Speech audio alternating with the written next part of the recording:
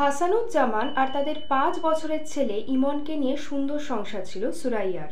এরপর তাদের জীবনে একটি কন্যা সন্তান আসে, কিন্তু হঠাৎই হাসানুজ্জামান নিরুদ্দেশ হয়ে যায়।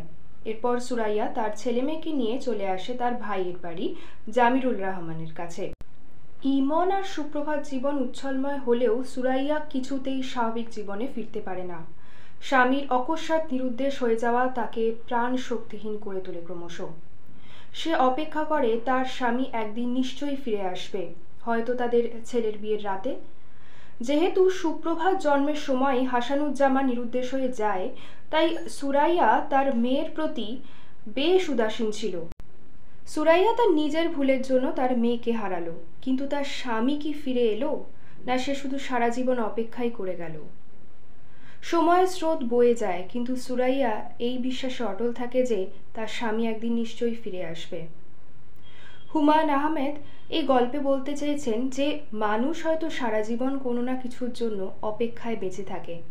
মানব জীবন অপেক্ষা নামক এক রহস্যময় চক্রবুদ্ধের জালে সীমাবদ্ধ। কোনো নিশ্চয়তা ছাড়াই মানুষ কোনো কিছুর জন্য সারা জীবন অপেক্ষা করে চলে।